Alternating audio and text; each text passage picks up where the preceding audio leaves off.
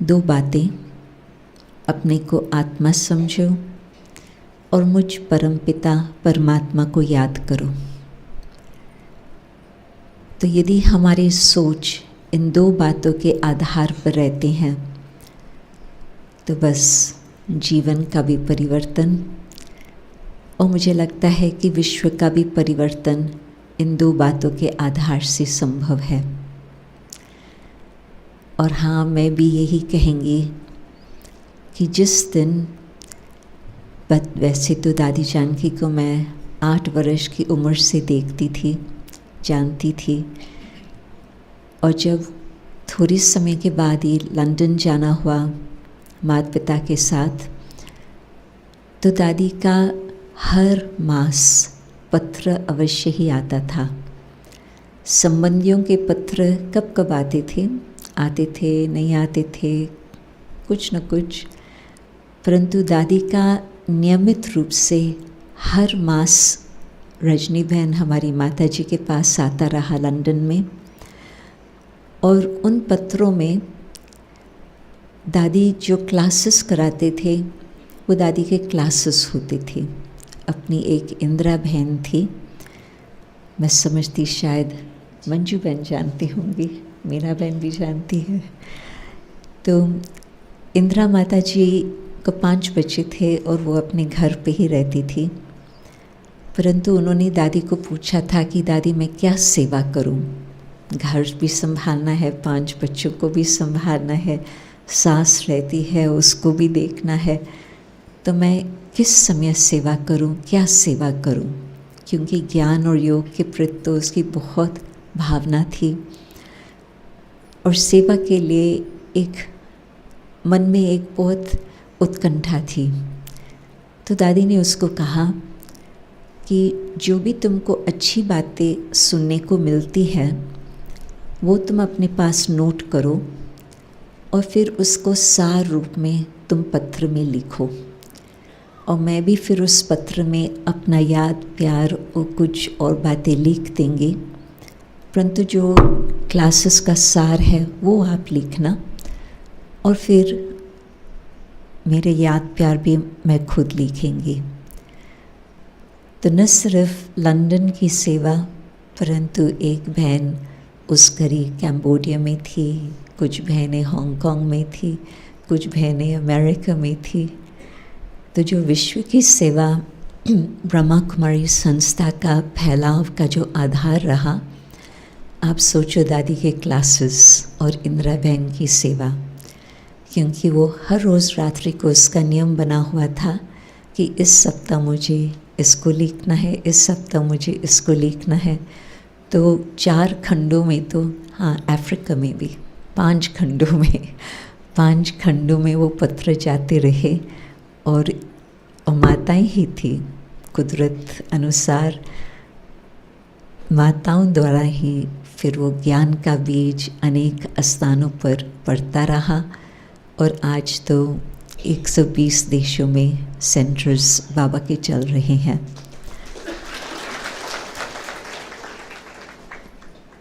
तो उस क्लासेस की विशेषता क्या थी? क्लासेस में भी आत्मा, परमात्मा और कर्म फिलॉसफी की बातें आती थी, परंतु उसमें भी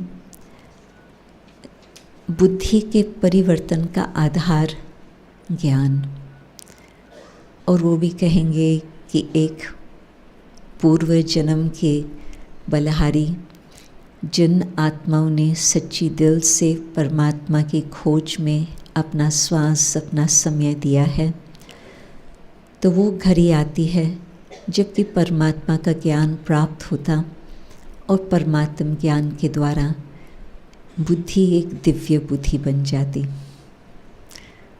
दादी की बहुत कहानियाँ याद आ रही है आज, तो मैं एक और कहानी सुनाएंगी इसके संबंध से। पता नहीं स्वामी जी ने दादी का फ़ोटो देखा है या नहीं, दादी जानकी का। आप मिले थे कभी दादी के साथ? ओके। दादी का चेहरा आप देखेंगे चंद्रमा के समान, बड़ा बड़ा, गोल गोल। तो बाबा ने ये भी अमृतसर की बात है बाय चांस। बाबा ब्रह्मा बाबा अमृतसर में आए थे और क्लास से पहले सवेरे दादी कुछ बात बाबा के पास पूछने गई, तो बाबा ने कहा कि अभी तो बाबा गरम गरम हलवा तैयार कर रहे हैं बच्चों के लिए, बुद्धि के लिए भोजन, तो हम ये बात बाद में करेंगे, परंतु बाबा को तुम्हारे लिए एक प्रश्न है। तुम हर रोज़ विचार सागर मंथन करती हो? तो दादी को ना तो नहीं कहना था, परंतु हाँ भी नहीं कर सकती थी। तो दादी मुस्कुराए, बाबा समझ गए।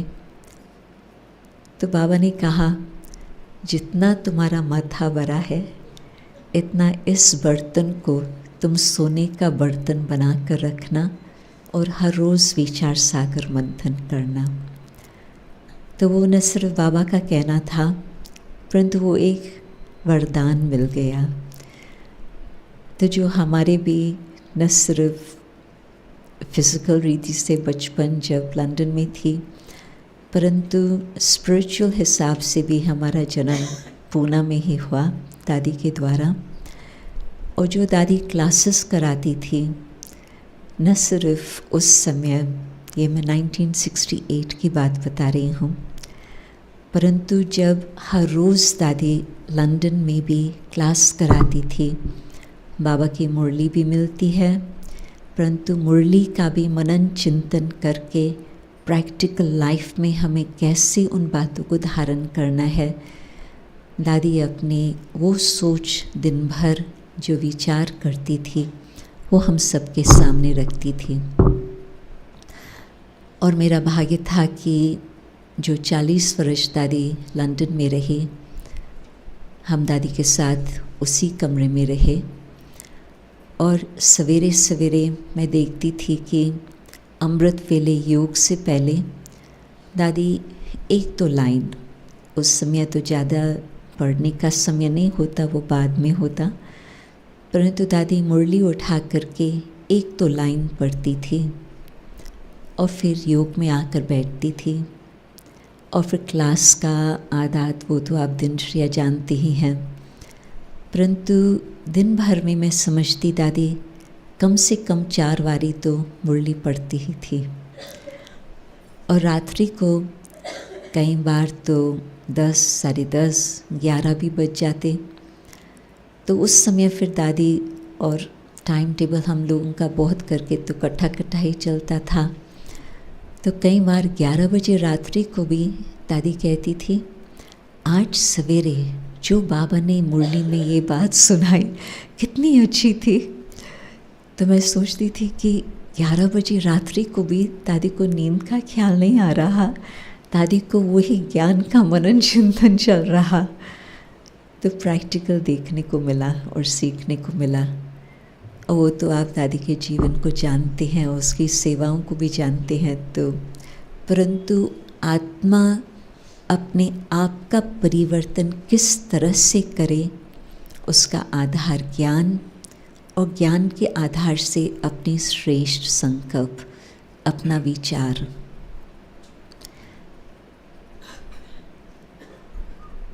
इतनी सिंपल बात है जो हर एक कर सकता।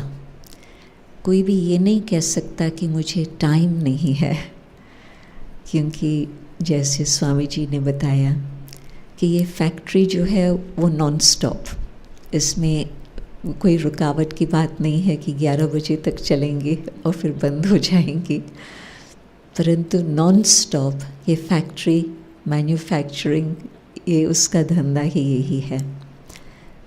परंतु उसमें किस प्रकार के हम विचार डालते हैं जिस आधार पर वो सब कुछ चलता रहे, और किस समय हम क्या सोचते हैं, और किस घड़ी मेरा किस प्रकार के रिस्पॉन्स होता है।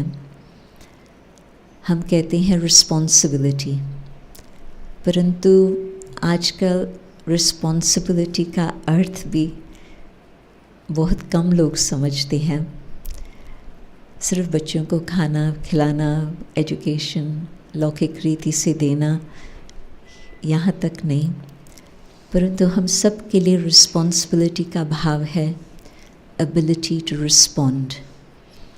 कोई भी बात हो रही है तो उसमें मैं किस प्रकार से रिस्पॉन्स कर रही हूँ, तो उसका भी कनेक्शन है हमारी सोच के साथ।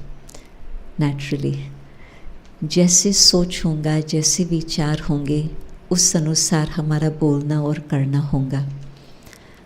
तो यदि हमारा ज्ञान युक्त सोच चल रहा हो, ज्ञान का उस सागर का हम मंथन कर रहे हो, तो फिर जिस घड़ी वैसे तो क्या होता कि बहुत करके आजकल जो हम रिएक्ट करते हैं, उसमें हम उस घड़ी कोई बात आती, रिएक्शन किया और फिर बाद में हम सोचते हैं कि ऐसे क्यों किया। परंतु उस घड़ी का जो इमीडिएट रिएक्शन होता है, ये दो बातों के कारण।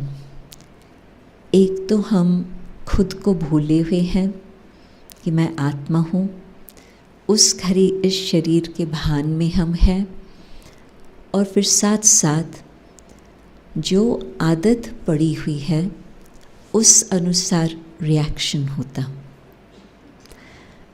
परंतु यदि ज्ञान के हिसाब से पहले तो हम ये सोचें कि आत्म स्मृति हमारी कहाँ तक दिन भर चलती, और दूसरा यदि बोलने से पहले या सोचने से पहले, दादी एक और शब्द भी कहती थी, थिंक बिफोर यू थिंक।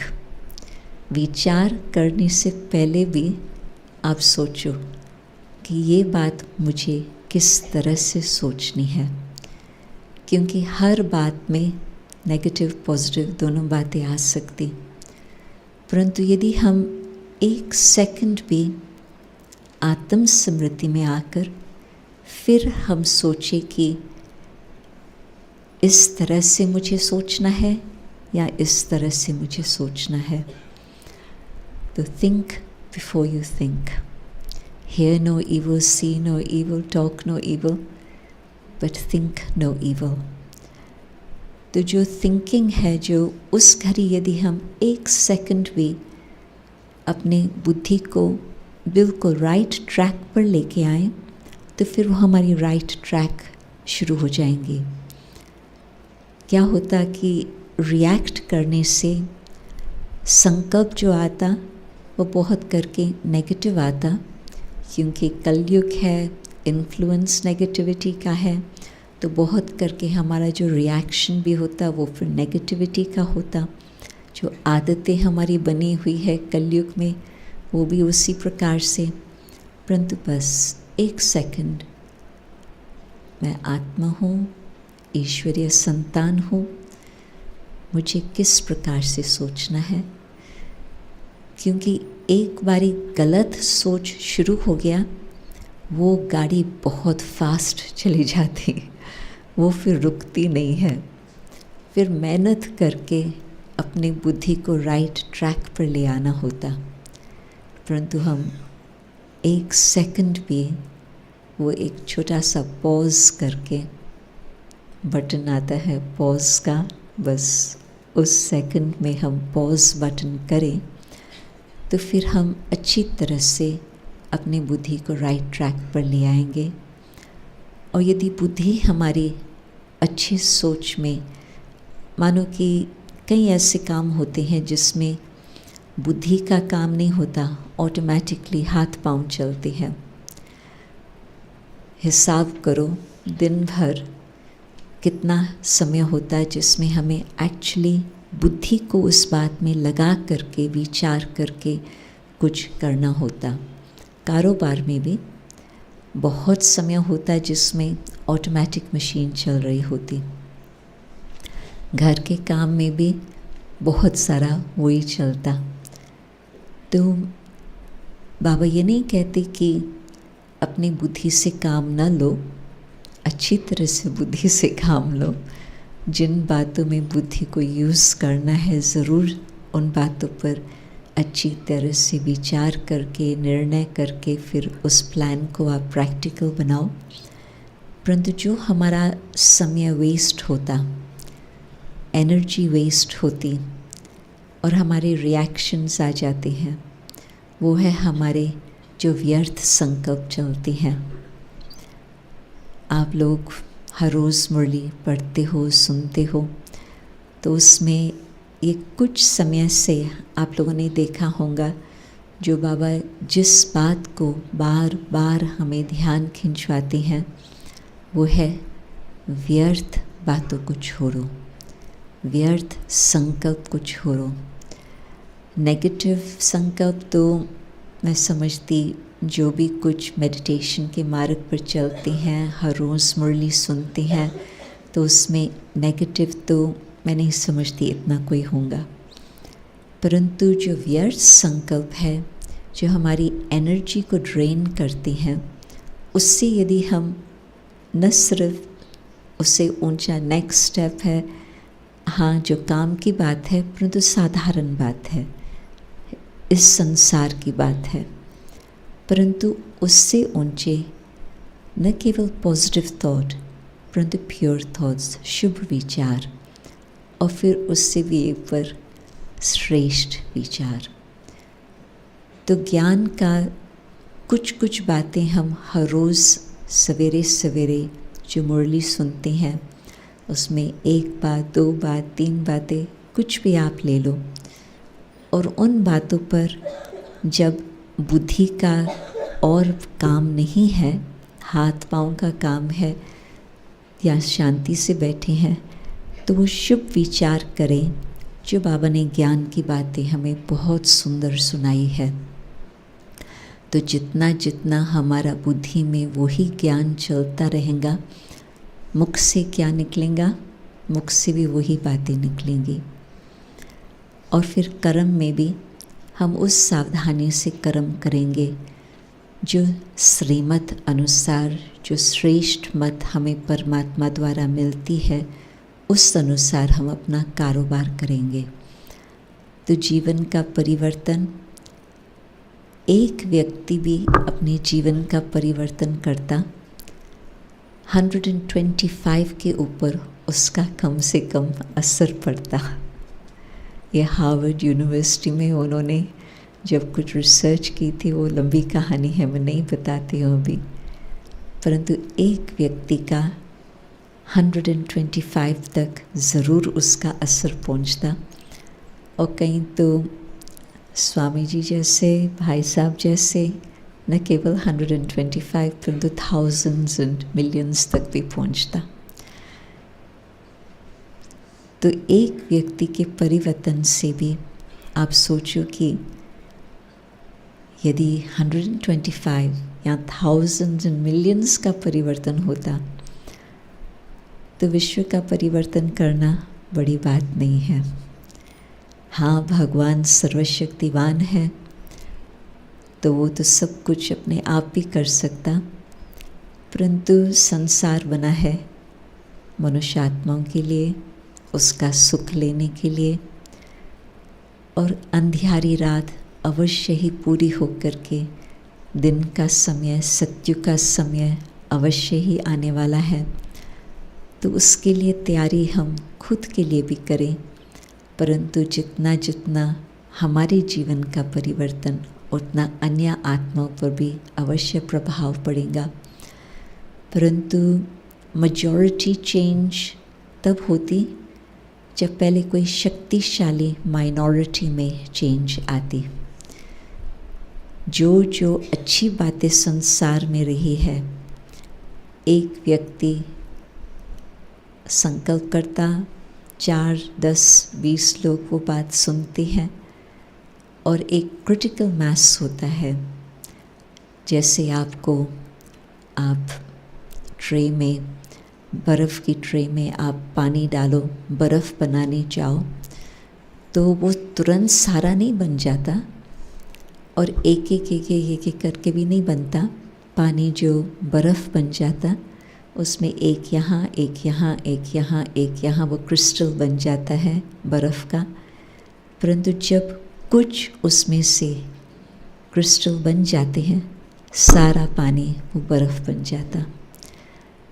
तो बाबा भी ये हमें बताते हैं कि विश्व के लिए नहीं रोकना है कि विश्व जब सोचे समझे करे, नहीं, पहले तो मुझे अपनी जिम्मेवारी अनुसार जो कुछ करना है मैं करूं, अपनी श्रेष्ठ संकल्प रखकर बुद्धि के बहुत अच्छी तरह से संभाल करके कि बुद्धि में क्या क्या इस तिजोरी में हम रखते हैं। ये जगह बहुत वैल्यूबल है, बहुत छोटी सी जगह है परंतु बहुत कीमती जगह है। उसमें हम रत्न रखेंगे तो हमारी जीवन कितनी वैल्यूबल बन जाती, और हम पत्थर रखेंगे जो बहुत करके कलयुग में मनुष्य की स्थिति ऐसे हो चुकी है, बुद्धि में दुख देने वाली बातें रखते हैं, तो फिर वो हम औरों को भी दुख देते रहेंगे, जीवन का क्या फ़ायदा। परंतु रत्न रखो, अपने जीवन का परिवर्तन करो, तो आपको देख करके आपके संग में अनेकों को फ़ायदा।